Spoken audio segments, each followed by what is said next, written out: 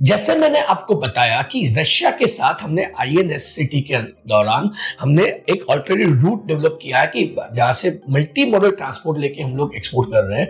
पर आपको एक बहुत बड़े न्यूज देना चाहूंगा कि सिंगापुर के अंदर अभी एक बहुत बड़ा कंजेशन चल रहा है। इतनी सारी वेसल इकट्ठा हो गई है क्योंकि रेड सी के ऊपर जो अटैक हुआ उसकी इम्पैक्ट अभी दिख रही है। दोस्तों, कोविड-19 के बाद की जो भी सिचुएशन उससे भी ज्यादा वर्स्ट सिचुएशन होने जा रही है। जो चाइना से जितना भी मटेरियल, सिंगापुर जो है ट्रांजिट पोर्ट के नाम से बहुत फेमस है कि चाइना से सारा मटेरियल आता है, सिंगापुर में होता है, एक वेबसाइट से जगह पे दूसरी जगह पे लेके जाते हैं, उसको ट्रांजिट कहते हैं, राइट। तो अब हुआ ऐसा है कि due to this Red Sea attack, Red Sea के ऊपर अटैक हो रहे हैं, चैलेंजेस आ रही है, उसके कारण जो चाइना से वेसल तो आ रही है, यहाँ से वेसल जा रही है, लेकिन प्रॉब्लम तो डिले हो रहा है, उसके बाद कंजेशन हो गया है। तो दोस्तों, इसीलिए गवर्नमेंट इंडिया से लेके हर लोग जो अभी ऑल्टरनेटिव रूट के बारे में बात कर रहे हैं।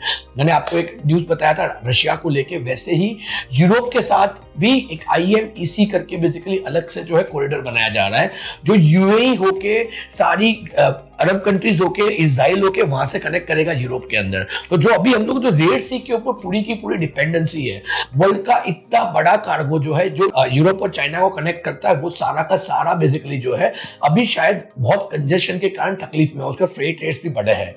बट मैं मान रहा हूं इंडिया के लिए ये बहुत बड़ी अपॉर्चुनिटी है, क्योंकि सिंगापुर में कंजेशन है, चाइना से जितना भी मटेरियल आ रहा है वो सारा का सारा अभी कंजेशन कारण अटका हुआ है। अब इंडिया से बहुत सारी चीजें जो है हम यूरोप एक्सपोर्ट कर सकते हैं।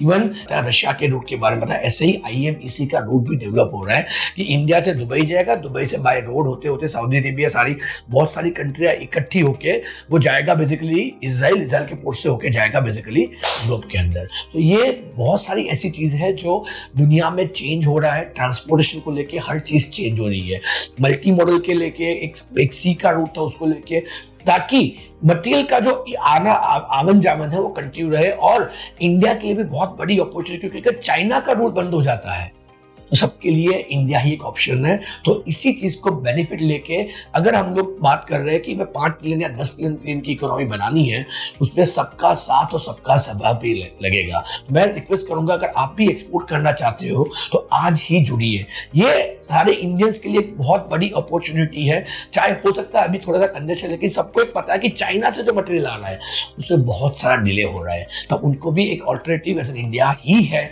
जो उनको टाइम से, शायद टाइम से ना कहते लेकिन जल्दी हम लोग मटेरियल डेफिनेटली डिलीवर कर सकते हैं कंपेयर टू चाइना। ये अपॉर्चुनिटी को समझने की जरूरत है। दोस्तों, मैंने एक वर्ड यूज किया था कल IMEC। कमेंट में लिख के बताइए IMEC का फुल फॉर्म क्या है और वो क्या है। ऐसे ही अगर आप लेटेस्ट न्यूज या कोई भी चीजों के बारे में जानना चाहते हो तो मैं रिक्वेस्ट करूंगा कि IIIEM न्यूज करके आप बेसिकली देखिए आपको किसके बारे में जानना है। ऐसी आपके ध्यान में कोई न्यूज आती है, please share the link with us, will analyse our, मैं खुद एनालाइज करूंगा कि क्या क्या चीजें कर सकते हैं, क्या क्या इसका क्या क्या मायने हैं और किस तरह से कर सकते हो।